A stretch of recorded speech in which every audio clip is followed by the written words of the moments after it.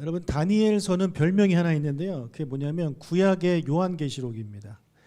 미래에 있을 일에 대해서 이렇게 많이 기록되어져 있기 때문입니다. 특히 이 다니엘 12장은 인류 역사의 마지막을 예언하는 그런 장입니다. 대환란, 부활, 심판, 구원 이런 것을 다 다루고 있는 그런 장입니다. 우리 12장 1절을 같이 읽겠습니다. 그때 내 민족을 호위하는 큰 군주 미가엘이 일어날 것이요 또 환란이 있으리니 이는 개국 이래로 그때까지 없던 환란일 것이며 그때 내 백성 중 책에 기록된 모든 자가 구원을 받을 것이라. 자, 큰 환란이 있을 것이라고 이야기를 하고 있습니다. 근데 지금까지 없던 대환란이 일어날 것이다. 이 대환란에 대해서 예수님께서도 이미 예언을 하셨습니다. 마태복음 24장 21절입니다. 큰 환란이 있겠음이라 창세로부터 지금까지 이런 환란이 없었고 후에도 없으리라. 자, 다니엘이 먼저니까 다니엘이 먼저 이 대환란을 예언을 했고 이제 나중에 예수님이 또 대환란을 말씀하신 거죠. 자, 이런 대환란이 있겠다 하면은 우리는 벌써 걱정부터 됩니다. 야, 대환란 어떡하냐? 근데 여러분 걱정하지 마십시오. 왜냐하면 우리 하나님을 믿는 자들은 다 구원을 받기 때문에 그렇습니다. 우리 아까 읽었던 다니엘 12장 1절을 다시 보여주십시오. 거기 보면 그때 중간에 그때 내 백성 중 책에 기록된 모든 자가 구원을 받을 것이다 라고 분명히 말씀을 하고 있습니다. 자, 이 책에 기록된 모든 자가 구원을 받을 것이래요. 이 책은 무슨 책일까요? 예? 성경이요? 생명책. 예, 생명책입니다. 자, 요한계시록 20장 12절을 읽겠습니다. 또 내가 보니 죽은 자들이 큰 자나 작은 자나 그 보좌 앞에 서 있는데 책들이 펴 있고 또 다른 책이 펴졌으니 곧 생명책이라. 죽은 자들이 자기 행위를 따라 책들에 기록된 대로 심판을 받으니. 자, 여기 보면 죽은 자들이 이제 심판을 받는데 그들 앞에 책이 펴져 있대요. 또 다른 책들이 펴져 있대요. 그러니까 책 한 권과 책 여러 권이 이제 펴져 있는 겁니다. 근데 그 한 권은 뭐냐면 생명책이에요. 또 20장 15절 누구든지 생명책에 기록되지 못한 자는 불못에 던져지더라. 이 생명책에 이름이 기록되지 않은 자들은 심판을 받게 될 것이다 라고 이야기를 합니다. 자, 그러면 누가 이 생명책에 그 이름이 기록되느냐? 예, 바로 예수 믿는 자들입니다. 예수 믿어 하나님의 자녀가 되어 의롭게 된 자들이 생명책에 기록이 되는 것입니다. 그러면 아까 우리 책이 있고 책들이 있다고 했는데 그럼 책들은 무엇이냐?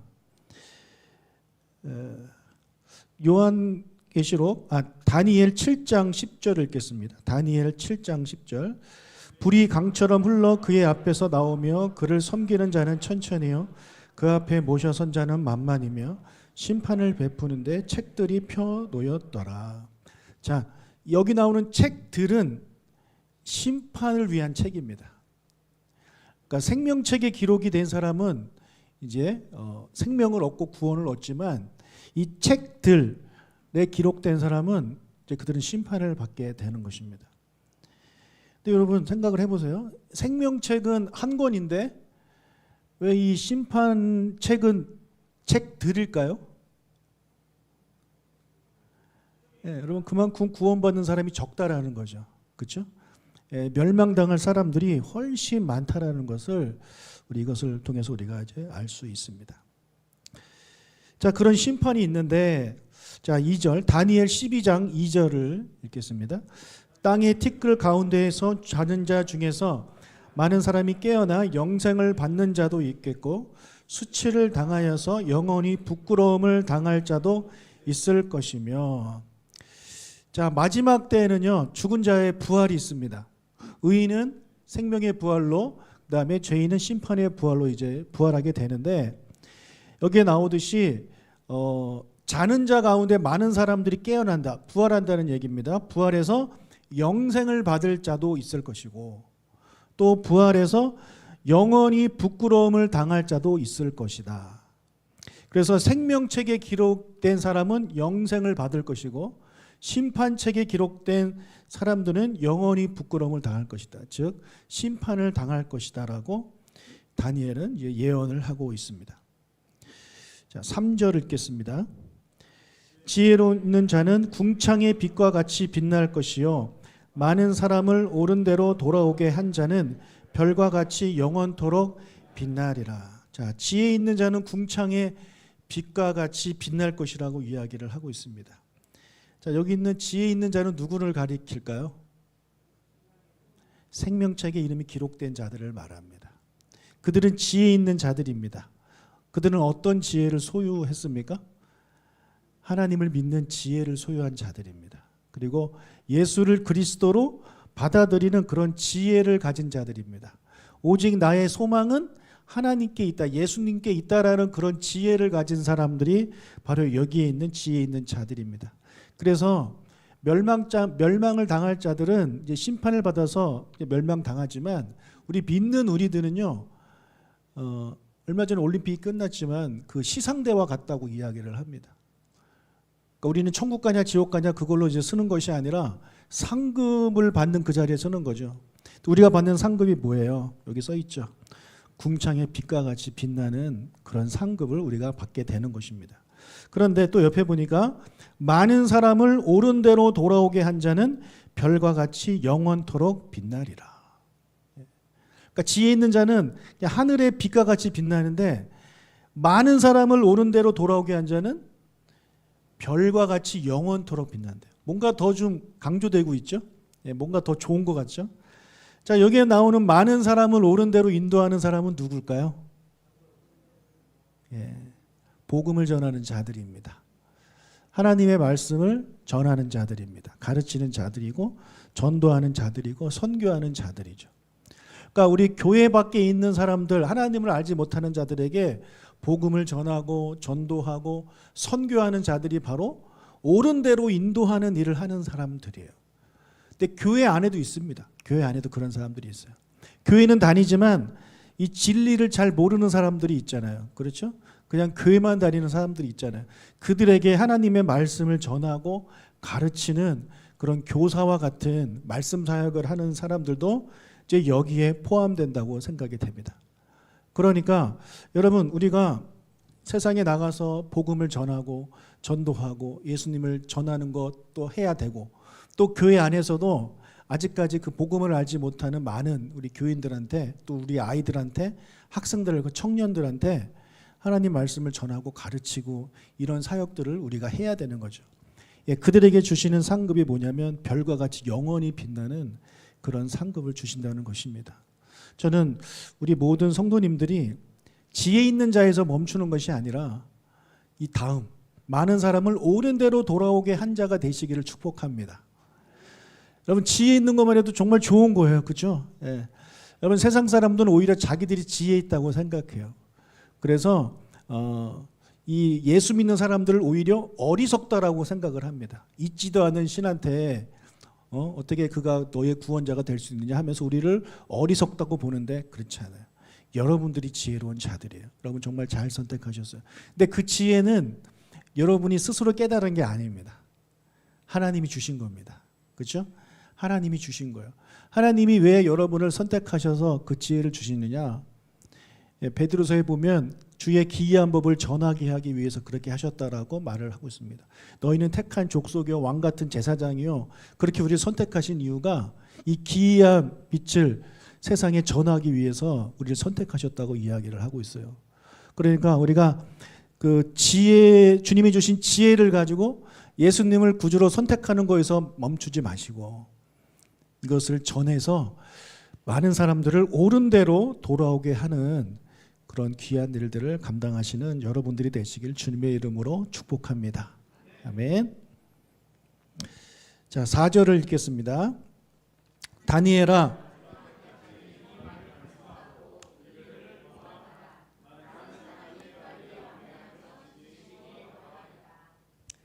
자, 여기서 다니엘한테 마지막 때까지 이 말을 간수하고 이 글을 봉함하라고 그렇게 이제 이야기를 하고 있는데, 여기서 간수하다라는 건 무슨 말인지 우리 이해는 하시죠? 근데 좀 조금 더 설명을 드리자면 어원상 우물의 입구를 막거나 메우는 거예요.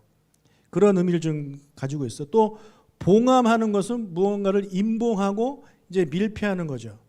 자, 이것은 고대에, 이 시대에 중요한 문서를 보관하는 그런 보관 관습입니다. 안전하게 보관하는 거예요. 안전하게 보관할 때 이런 표현을 쓰고 있는 거예요. 그래서 천사가 다니엘한테 이 글을 간수하고 봉함하라는 것은 비밀로 해라, 이게 아니라 잘 간직하라는 거예요. 중요한 말씀이고 중요한 예언이기 때문에 잘 간직하고 잘 지켜라. 이 예언이 사라지지 않도록, 이 예언이 사람들한테 전달 계속 될 수 있도록, 그것이 없어지지 않도록 잘 보관하라는 말씀을 이게 예수님, 이 다니엘한테 지금 하고 있는 것입니다. 자, 여기 마지막 때에 많은 사람이 빨리 왕래하며 지식이 더할 것이다 라고 이렇게 말씀을 하고 있는데, 자, 이것이 우리가 언뜻 보면 마지막 때의 특징처럼 보이는데 뭐예요? 많은 사람이 빨리 왕래한다, 지식이 더한다. 지금 현대가 그렇잖아요, 그렇죠? 예, 빨리 왕래하잖아요. 차도 있죠, 비행기도 있죠. 뭐 아침 뭐 하루면은 다른 나라 가 있고 뭐 그런 게 가능하잖아요. 그리고 어마어마한 정부의 홍수 시대를 이렇게 예언한 것처럼 보이는데, 그렇게 보이지만 그거는 아닙니다. 예, 좀 번역이 조금 잘못됐습니다.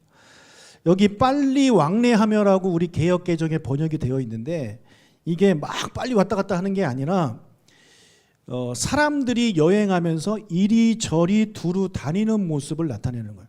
그러니까 빨리 하고는 상관없어요. 예, 여행할 때 우리 여기저기 다니잖아요. 곳곳을 다니잖아요. 그런 의미예요. 여기저기 다닌다는 거예요. 그리고 지식을 더한다라는 것은 이게 무슨 말이냐면 말씀에 대한 갈증이 있을 것이다라는 거예요.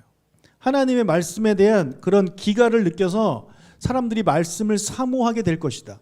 말씀을 더 연구하고 깊게 묵상하게 될 것이다라는 거예요. 그러니까 즉 뭐예요? 마지막 때에는 많은 사람들이 하나님의 말씀에 굶주려서 진리를 찾아다닐 것이다. 그리고 하나님의 말씀을 통해 그들의 지식이 점점 증가하게 될 것이다라는 그런 예언인 것입니다. 자, 이렇게 이제 예언을 하는 것을 들은 다음에 자, 5절과 6절을 읽겠습니다. 나 다니엘이 본즉 다른 두 사람이 있어 하나는 강 이쪽 언덕에 섰고 하나는 강 저쪽 언덕에 섰더니 그 중에 하나가 세마포 옷을 입은 자 곧 강물 위쪽에 있는 자에게 이르되 이 놀라운 일의 끝이 어느 때까지냐 하더라. 자, 지금 두 사람이 있는데 하나는 강 이쪽에 있고 하나는 강 저쪽에 있어요. 여기 나오는 강은 뭐 티그리스 강이라고 보시면 됩니다. 그래서 강 이쪽에 한 명이 있고 강 또 저쪽에 한 명이 있는 거예요. 근데 그 중에 한 천사가 천사라고 보시면 돼요. 그 중에 한 천사가 강물 세마포 옷을 입은 자, 곧 강물 위쪽에 있는 자한테 물어봅니다. 여기 강물 위쪽에 있다라는 것이 무슨 말이냐? 강 상류에 있다라는 게 아니에요. 강물 위에 있다는 얘기예요. 예, 물 위에 떠 있다는 이야기입니다. 그러니까 지금 두 천사는 강 이쪽에 있고 지금 흰 옷을 입은 사람은 강 위에 지금 가운데서 떠 있는 것입니다. 사람이 아니죠. 예, 사람이 아니죠. 어떤 신적 능력을 가진 자입니다. 이 자가 세마포 옷을 입었는데 누구겠습니까? 예수님입니다. 성육신 하기 전에 예수님이 구약에 여기저기 등장하십니다. 여기도 등장하세요. 그 예수님에게 천사가 물어봅니다. 천사는 몰라도 예수님은 아시는 거죠. 그러니까 천사가 당연히 예수님한테 물어보는 거예요.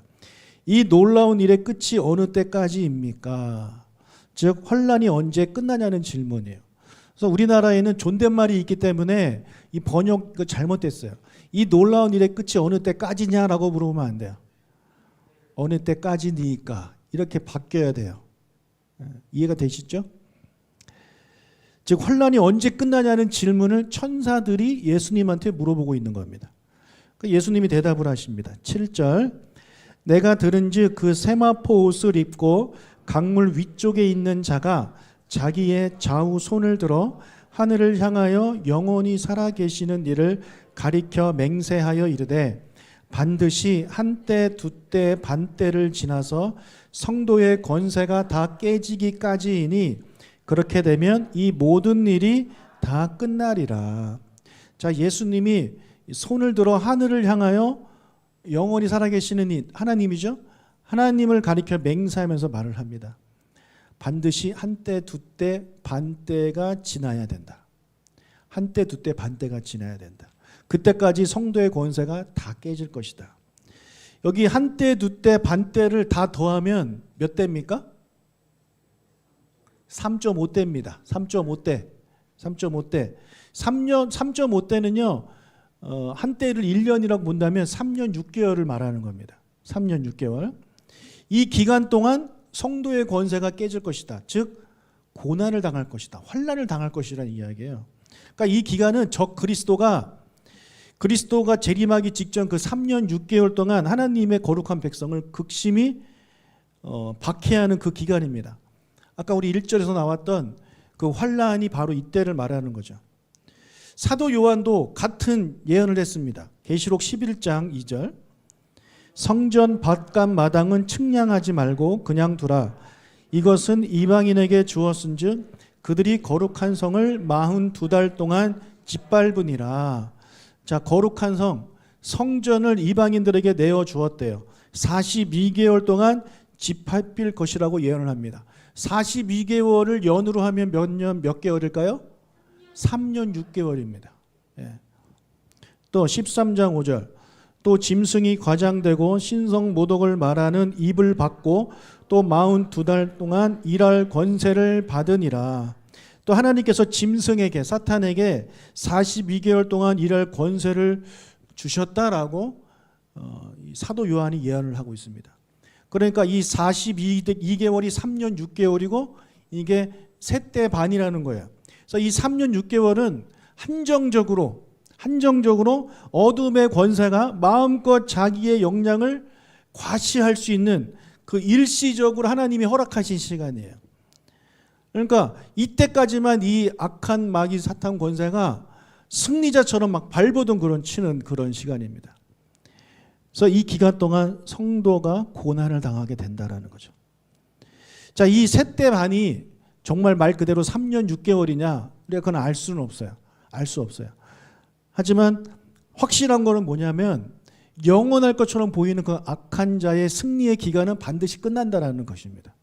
하나님이 정한 시간이 지나면 끝난다라는 거예요. 그러니까 사탄은 지금 승리하는 것처럼 보이지만 결국에 사탄은 패하고 우리가 승리한다는 거예요. 결국에 믿음을 가진 자가 승리한다라는 것을 지금 예수님이 이제 말씀을 하고 있는 것입니다. 자, 이 말씀을 다니엘이 들었는데 무슨 말인지 이해를 못하는 거예요. 12장 8절 9절 내가 듣고도 깨닫지 못한지라 내가 이르되 내 주여 이 모든 일의 결국이 어떠하겠나이까 하니 그가 이르되 다니엘아 갈지어다 이 말은 마지막 때까지 간수하고 봉함할 것임이니라. 자, 다니엘이 들었지만 깨닫지를 못하겠는 거예요. 그래서 물어봐요. 이 모든 일의 결국이 어떻게 되겠습니까? 이거를 물어봐요. 여러분, 다니엘이라고 다 이해하는 게 아니에요. 여러분, 다니엘이 보통 사람이 아니잖아요. 그렇죠? 우리 다니엘 1장에 보면 하나님이 엄청난 명철을 다니엘에게 주셨잖아요. 그렇죠? 정말 타고난 사람이에요. 그런 다니엘도 종말에 대한 예언을 들었을 때 이해를 못했습니다. 이해를 못했어요. 여러분, 이게 당연한 거예요. 당연한 거예요. 종말에 대해서는 우리가 이해를 할 수가 없어요. 다니엘도 이해를 못하는데 우리가 이해를 할 수 있겠습니까? 다니엘은 예수님께 직접 들었는데도 이해를 못하는데 우리가 이해를 할 수 있을까요? 여러분, 우리가 조심해야 할 자들이 있습니다. 누구냐면 자기가 종말에 대해서 다 아는 것처럼 이야기하는 목사들을 조심하십시오.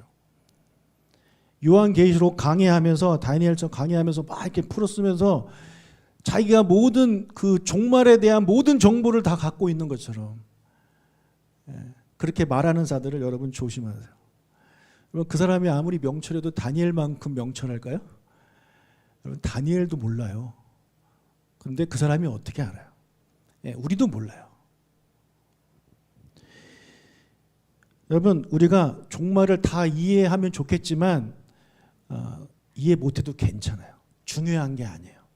그러면 우리한테 중요한 게 뭘까요? 종말을 앞두고 있는 우리한테 중요한 것은 뭘까요? 그겁니다. 예. 다니엘한테 하신 말씀이 뭐예요?